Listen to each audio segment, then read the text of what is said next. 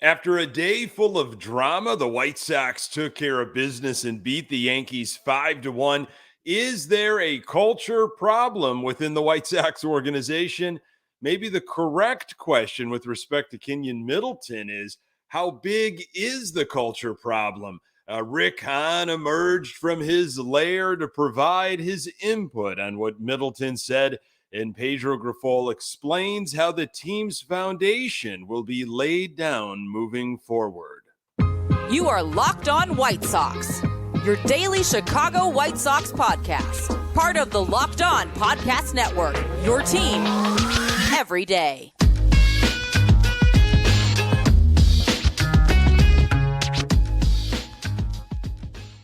Hey, Sox fans, welcome back to Locked On White Sox. Thank you for making Locked On White Sox your first listen each and every day. We're free and available on all platforms. Follow us on Twitter at Locked On Sox.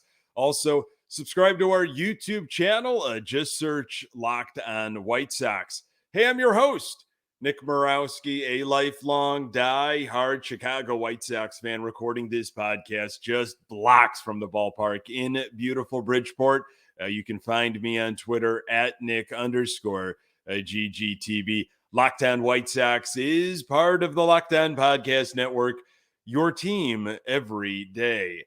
Our Chicago White Sox take on the New York Yankees on Tuesday. Touki Toussaint will be on the hill. Catch every pitch of the White Sox hometown broadcast with SiriusXM on the SXM app. Search White Sox. State of the Sox. They are 46-68. But you know this as much as I do. I've been talking about it for a while. State of the Sox goes well beyond the wins and losses. And boy, in my personal opinion, state of the White Sox is ugly. Going to get into all the details and talking about this Middleton article and what Lance Lynn said and this Grandal TA situation that may or may not have happened earlier this year. All of Rick Hahn's comments and Pedro Grifol weighs in.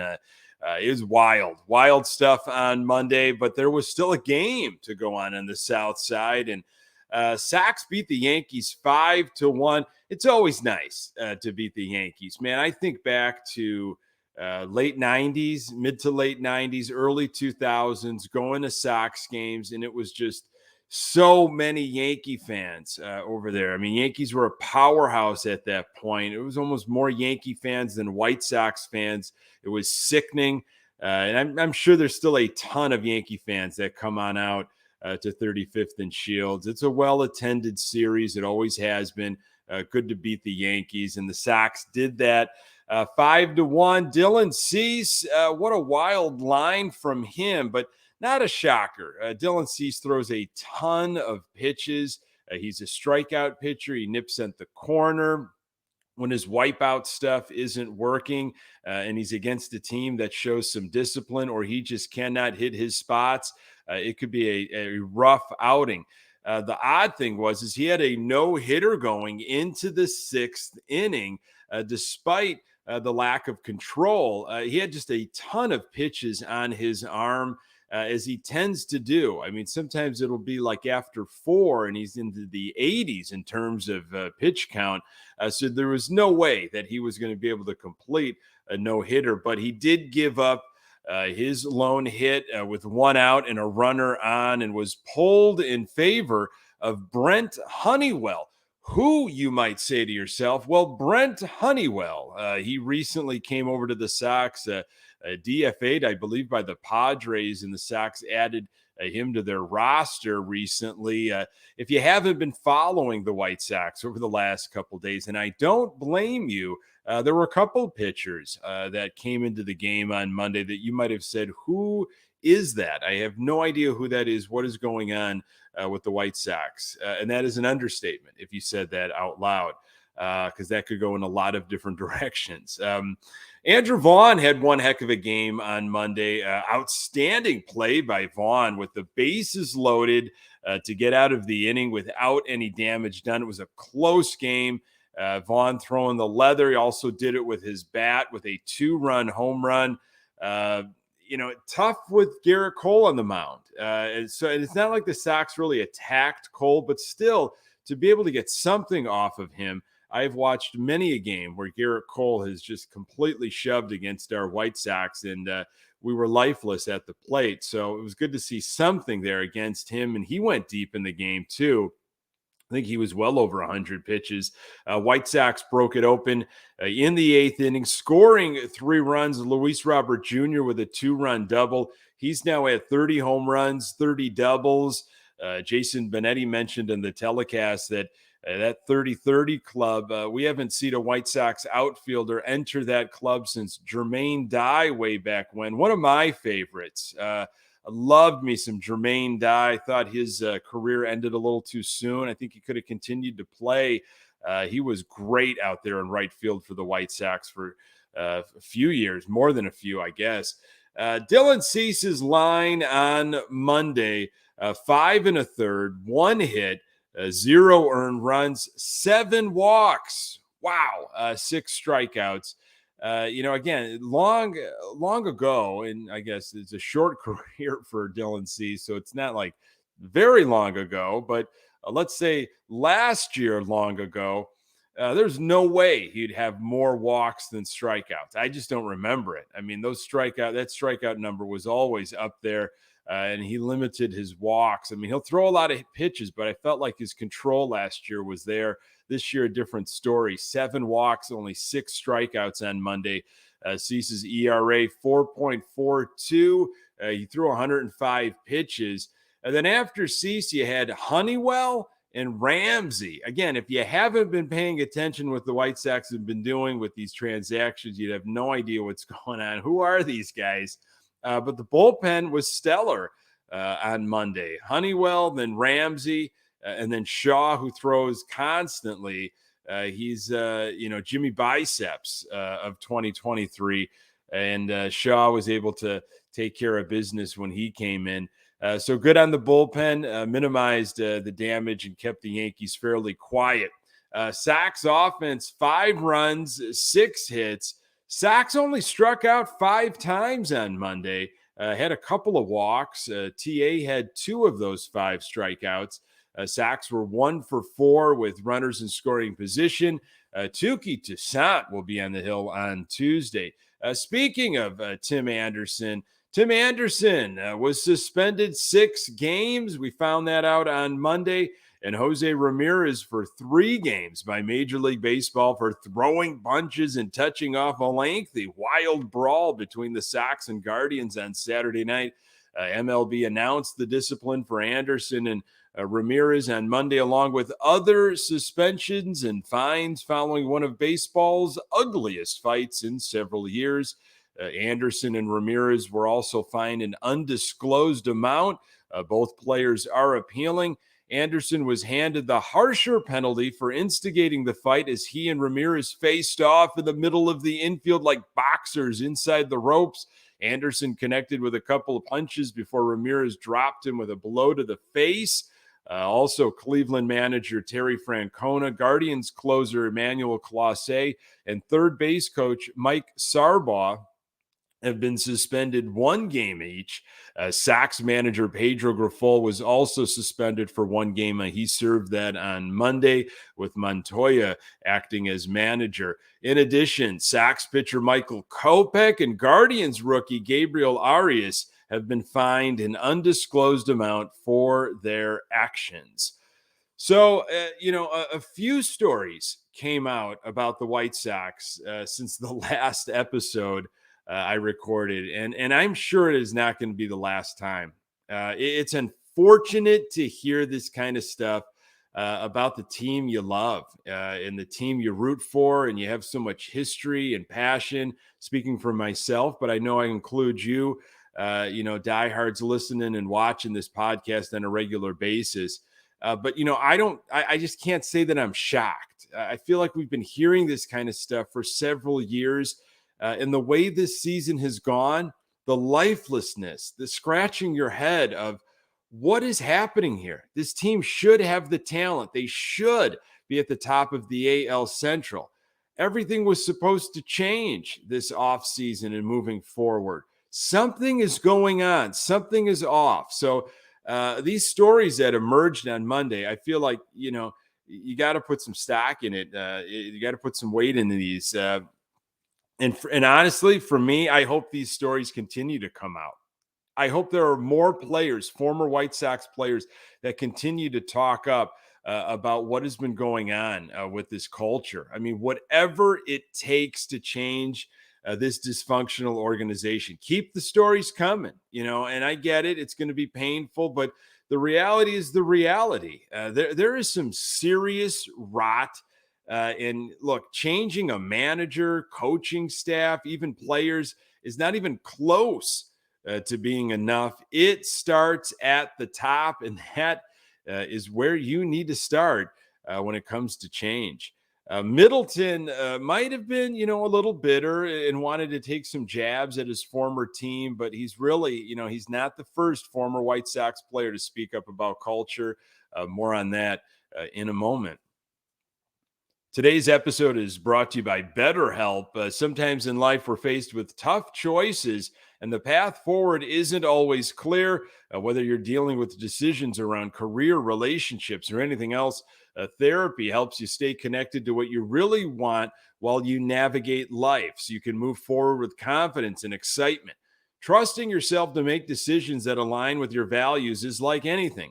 The more you practice it, the easier it gets. If you're thinking of starting therapy, give BetterHelp a try. It's entirely online, designed to be convenient, flexible, and suited to your schedule. Just fill out a brief questionnaire to get matched with a licensed therapist, and switch therapists anytime for no additional charge. Let therapy be your map with BetterHelp. Visit BetterHelp.com/LockedOnMLB today to get 10% off your first month. That's BetterHelp, HELP.com/LockedOnMLB. Our White Sox face off against the Yankees on Tuesday. Catch every pitch of the White Sox hometown broadcast with SiriusXM on the SXM app. Search White Sox. Let's get into it. It was the Middleton article that was from Jesse Rodgers of ESPN. Middleton, who was dealt to the New York Yankees just before Tuesday's trade deadline, joined the White Sox this season after signing a minor league contract as one of their best relievers prior to the deal.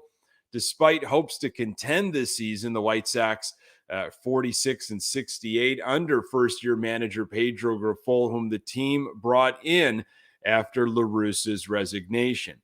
We came in with no rules, Middleton said. I don't know how you police the culture if there are no rules or guidelines to follow because everyone is doing their own thing. Like, how do you say anything about it because there are no rules? You have rookies sleeping in the bullpen during the game. You have guys missing meetings. You have guys missing pitcher fielding practices, and there are no consequences for any of this stuff. The second I found out I was traded, I shaved my face, Middleton said. I was ready to play by the Yankees rules because all I want to do is win games. You know how to act here. You know how not to be late, and you know there are consequences if you are late. When I got to spring training, I heard a lot of the same stuff was happening last year, Middleton said. It's happening again this year, so not sure how I could change it. They don't tell you not to miss fielding practice. They don't tell you not to miss meetings. If it happens, it's just okay. I wouldn't say anything bad about the pitching staff, Middleton said, even though he kind of did. We went about our work the right way. I think the rest of the team struggled to do the right thing. Middleton cited players leaving for the World Baseball Classic, particularly Lynn and Graveman, during Grifol's first spring training as one reason the team's culture lagged. If you're trying to create culture, you need your big dogs, Middleton said. The guys who played in the World Baseball Classic were our big dogs, and those are the guys I feel like can police the things that are happening. There was no gelling of the team. We're supposed to find our identity in spring training so we can roll out for the season. If you don't find your identity, you're scuffling from day one. Asked where the void exists within the White Sox, Middleton said leadership in general. They say blank rolls downhill. I feel like some guys don't want to speak up when they should have. It's hard to police people when there are no rules. If guys are doing things that you think are wrong, who is it wrong to you? You or them? It's anyone's judgment at that point. Uh, that was the bulk of the Middleton article. And again, he's probably got an axe to grind, maybe for being traded, but he probably saw the writing on the wall. He's got, I don't think, much to lose. He basically just outed everything that happens, behind the closed doors, maybe broke some unwritten baseball code by speaking up. And airing it all out. And I don't know, is that going to be how that is looked upon by other players now in the Yankees organization? Is this guy's going to rat me out or rat us out? I don't know what Middleton's career looks like going forward. If teams might be a little skittish to say, I don't know if we want to bring this guy in. He's going to write a tell-all book like, Ball 4 years ago. So we're going to stay away from this guy. So I think he really put his neck out there and just said, look, there's problems going on in the White Sox organization. I don't care who knows about it, but it has to be said. Now, Lance Lynn was asked about it on AJ Pierzynski's Foul Territory podcast on Monday, and he basically confirmed Middleton's accusations. It's a sad state of affairs, but not shocking, especially, with the hire you brought in Pedro Grifol. You really thought a first-year manager coming from the Royals organization was going to be able to hold court, was going to be able to manage all of this stuff, figure out his first year through a baseball season, a spring training, and also manage all these personalities when there were apparently problems happening the year before. Who's listening to Pedro Grifol? Who are you, to be telling me, who I've been with this team or I've been, in the majors for X amount of years, how to do things? That takes a very specific type of personality. I think you needed someone with a track record in baseball that really had a resume, that had some success, that had some, had a powerful voice, so to speak, figuratively, literally, whatever you want to say, that could command,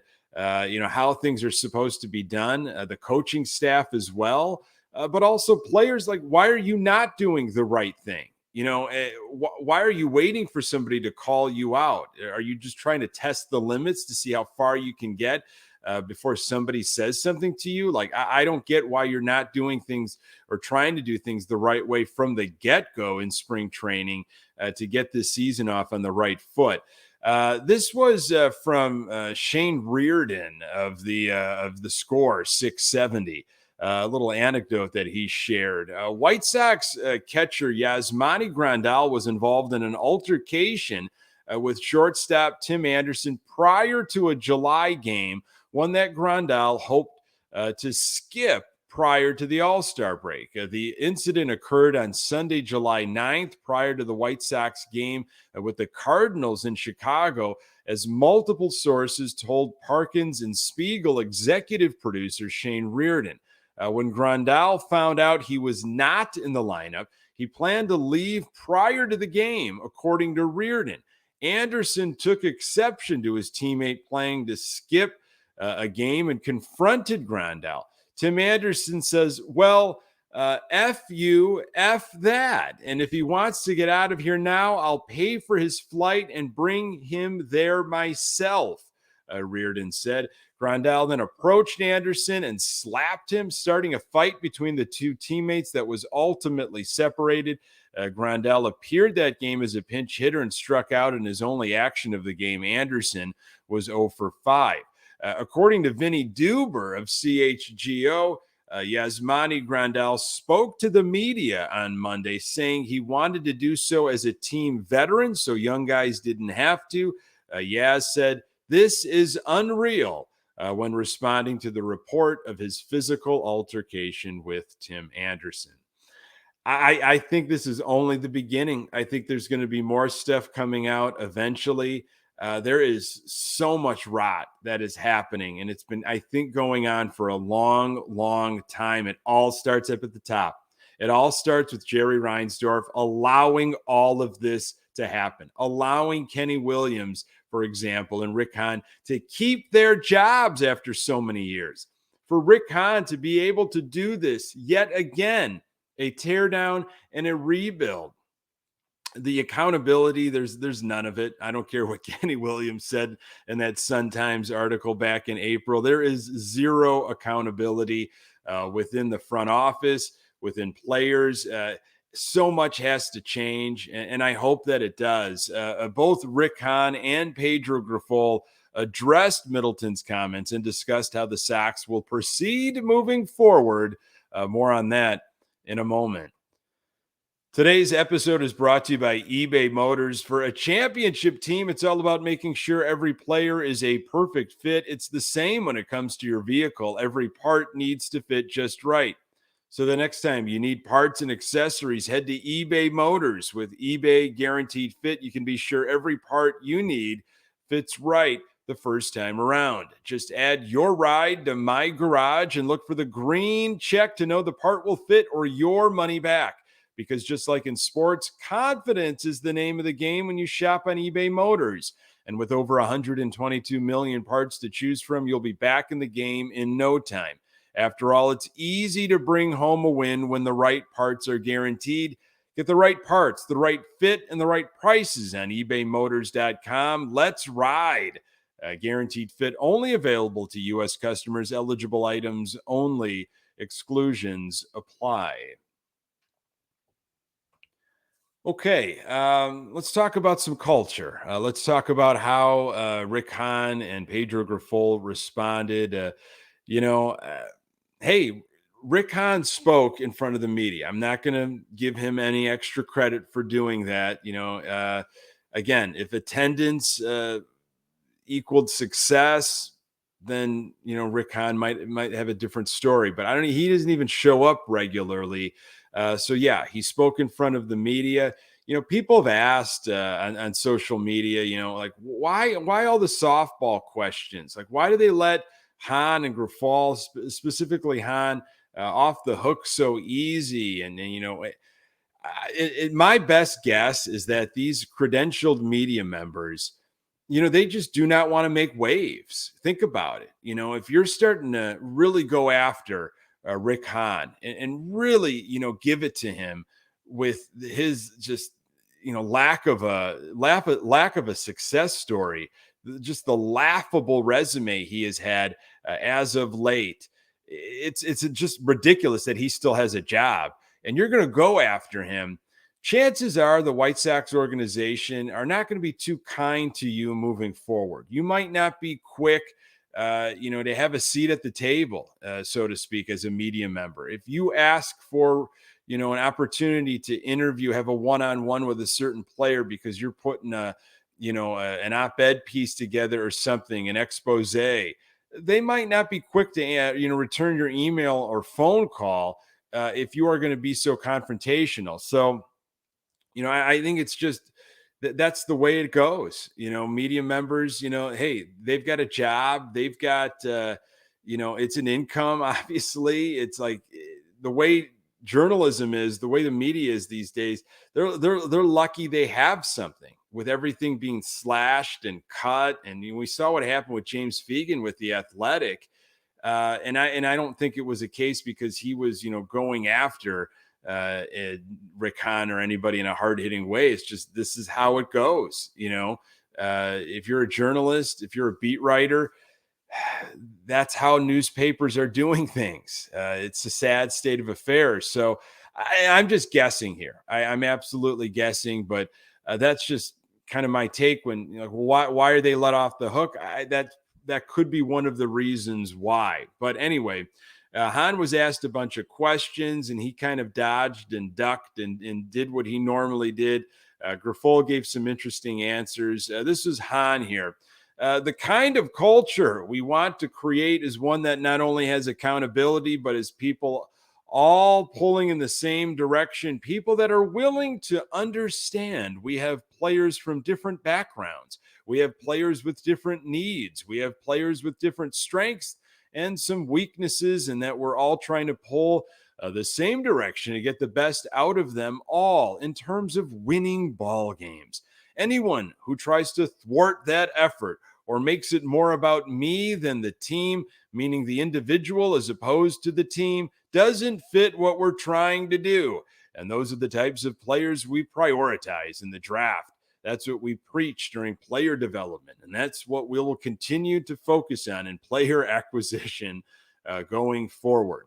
Whether I'm here or not is going to come down to either Jerry Reinsdorf or Kenny Williams or myself feeling I'm not the right guy going forward. Do you really think Rick Hahn is going to say, yeah, I'm not the guy. I'm just not. I'm going to go somewhere else. I'm going to find a different job, because I really don't think there are a lot of clubs that are going to be racing to get in line to give Rick Hahn a contract and let him run their ball club. Not at all. He knows that he has got a sweet deal here on the south side of Chicago, and he has got Jerry Reinsdorf to protect him. So I don't think he's going to voluntarily step down. Even if Reinsdorf fires Rick Hahn and Kenny Williams, which I hope there's massive shakeups, you still have Jerry Reinsdorf at the top creating problems. But maybe if there's going to be any small, maybe silver lining, I'd love to see Rick Hahn gone. Do I have confidence that Chris Getz, who most likely will be the person moved in the position, is going to be any better? Just a different puppet? Yeah, I just want to see something at this point. Change things up, some accountability. But Hahn went on to defend and deflect and knock down a lot of Middleton's comments from his report, and denying that there's a culture problem and that there were some issues that were addressed at the trade deadline. It just seems like they have been kicking this can down the road for a long, long time, and these stories bubble up and they emerge. And I don't think we're over with this. I think there's going to be more stories. I hope there are. Expose it all. Let's get it all out there. And I think that's what might truly get a change, or a Reinsdorf change. I'm just living in fantasy, but that's the sell the team chance. I think those are good. Those great. That works, and you got to do it your way. But I think a lot of these stories emerging of just how embarrassing this organization really is from the top down, and that obviously includes the front office that's run just like a mom and pop organization. That's where I think maybe, enough embarrassment. Maybe there could be a change, but just ugly, really ugly on Monday. And this was what Grifol had to say to everything. We're moving forward. We're moving forward with a new laid foundation on rock, not on muck. On rock. That is going to sustain any little problem that we may have. So culture is a big deal to me. It's the most important part of a winning franchise, and we're determined to build it and build it the right way. Here we are. We're creeping towards mid-August, not quite there. But these are the things that we're hearing from our fearless leader, Pedro Grifol, about how now he's going to start building this foundation on rock, not muck. These were a couple of his comments when he was hired way back when. We will work hard and play winning baseball every night. We definitely will hold each other accountable. I wonder how long that actually went on for, until it was just completely out the window. But those were his comments way back when he was hired.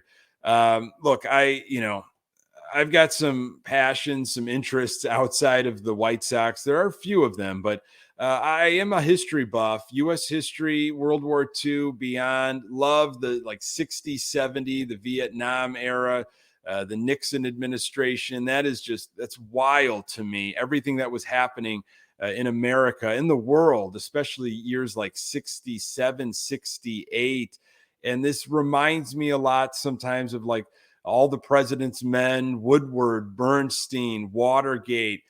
What did the president know? When did he know it? What did Rick Hahn know? When did he know it? How much did Jerry know? When did he know it? And, it's not the more you peel these layers and you get to hear these other, tidbits and reports and these accounts. Wow, this goes deep. This goes really, really deep.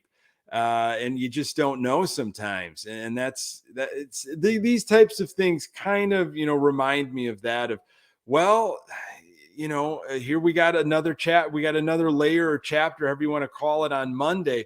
How much will get unpeeled in the coming days, weeks? Maybe nothing. Maybe players will just keep their mouths shut and they'll save it for another time, years down the road. But there's a lot at the core there that we still need to get to. And Monday was interesting. Ended with a nice victory against the Yankees. Hopefully the Sox can make it 2 in a row against the Bronx Bombers on the South Side on Tuesday. Folks, thanks so much for making this podcast part of your daily routine. You can find the Locked On White Sox podcast absolutely everywhere you find your podcasts. We are on Twitter at Locked On Sox. You can find me on Twitter at Nick_GGTB. Hey, don't forget to subscribe to our YouTube channel. White Sox take on the Yankees on Tuesday. Catch every pitch of the White Sox hometown broadcast with SiriusXM on the SXM app. Search White Sox. Thanks for making Locked On White Sox your first listen each and every day. And hey, everydayers, you know who you are, and I absolutely appreciate it. Thank you so very much for the kind words and comments and support. Again, as I count down my last day here on Locked On, which will be next Thursday, August 17th. Next episode, I'll recap Touki Toussaint's outing, hopefully be talking about another White Sox winner. Appreciate you making time for the Locked On White Sox podcast. I'm Nick Morawski. Until next time, go Sox.